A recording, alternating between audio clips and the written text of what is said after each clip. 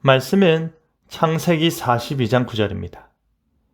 요셉이 그들에게 대하여 꾼 꿈을 생각하고 그들에게 이르되 너희는 정탐꾼들이라 이 나라의 틈을 엿보려고 왔느니라. 역사하는 꿈이라는 제목으로 말씀이 주는 교훈 함께 나누겠습니다. 요셉이 형들에게 미움을 샀고 형들로부터 이방 나라의 종으로 팔렸지만 요셉은 애굽의 보디바 장군의 집에서도 하나님과 함께 하심과 하나님의 복 주심을 통해 형통한 삶을 살았습니다. 보디바 장군의 아내는 보디바 장군의 집안이 잘됨에 대한 감사는커녕 요셉을 향한 음탕한 마음을 품었고 요셉을 하나님을 경외하는 마음으로 그녀의 잠자리 유혹을 거부하자 요셉에게 누명을 씌워 감옥에 가둬버렸습니다. 감옥에 갇힌 요셉은 그곳에서도 여전히 하나님과 함께하였습니다. 그곳에서 그는 술 맡은 관원과 떡 굽는 관원의 꿈을 해석해주며 하나님을 드러내었습니다.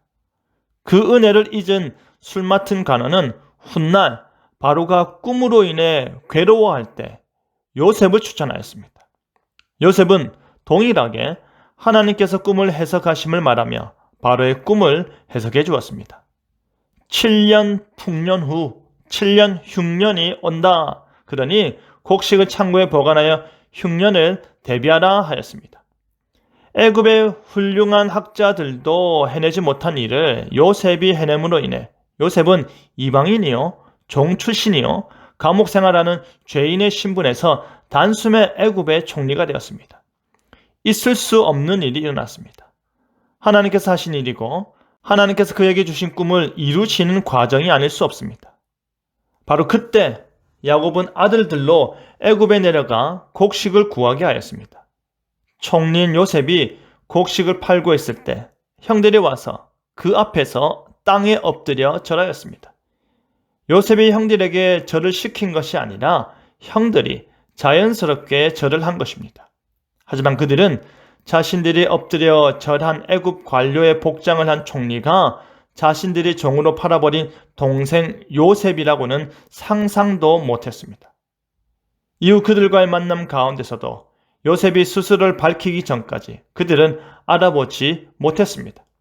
요셉은 형들이 자신들에게 절하는 그 모습을 보고 그들에게 대하여 꾼 꿈을 생각하였습니다. 형들의 볕땅과 별들이 자신에게 절하는 꿈이었습니다. 그 꿈은 요셉의 꿈이라 일컬어졌지만 실상은 형들에 대하여 꾼 꿈이었던 것입니다. 요셉도 그 꿈이 도대체 무엇인지 알지 못했던 꿈이요. 그 꿈이 어떻게 실현되는지 상상도 못했던 꿈이었습니다. 요셉은 하나님을 경외하는 자로서 그들의 생명을 해하지 않았습니다. 요셉은 오랜 세월 고향 땅을 떠나 있고 애굽의 종교와 문화에 익숙해졌음에도 불구하고 심지어 애굽의 총리의 자리에까지 올랐음에도 불구하고 여전히 그는 하나님을 경외하였고 하나님 앞에서 행동하며 하나님과 동행하는 삶을 살았던 것입니다. 하나님께서는 그와 같은 요셉의 삶을 통해 그의 구원 역사를 이루어 가시는 것입니다. 그들에게 대하여 꾼 꿈은 그들의 요셉에게 절을 하는 행위 그 자체에 머무는 것이 아니라 그들이 그 행위를 통해 구원함을 얻는 것입니다. 꿈을 꾸게 하사 가족들에게 말한 것은 요셉이지만 그 꿈의 실제적인 내용은 요셉의 가족들에 관한 것이었습니다. 요셉은 하나님께서 보여주시는 그 꿈의 도구에 지나지 않았고 그 꿈을 통해 구원의 은혜와 복락을 누리는 것은 요셉의 형제들이었습니다. 그들이 전 세계적 흉년 가운데 하나님의 앞서 행하심을 통해 하나님의 언약적 복을 계속해서 누릴 수 있게 되는 것입니다. 요셉의 삶을 통해 나타나는 하나님의 계획은 참으로 오묘합니다. 어떻게 이방인 종이 총리가 될 수 있을까요? 어떻게 그 꿈이 그렇게 성취될 수 있을까요? 하나님께서는 이 모든 일 배후에 역사하사 결국에는 언약을 맺으신 야곱과 그의 후손들을 구원하시고 보존하셨습니다. 하나님께서는 요셉이라는 한 사람을 도구로 사용하셨지만 그 한 사람을 통해 큰 구원을 베푸시는 것입니다.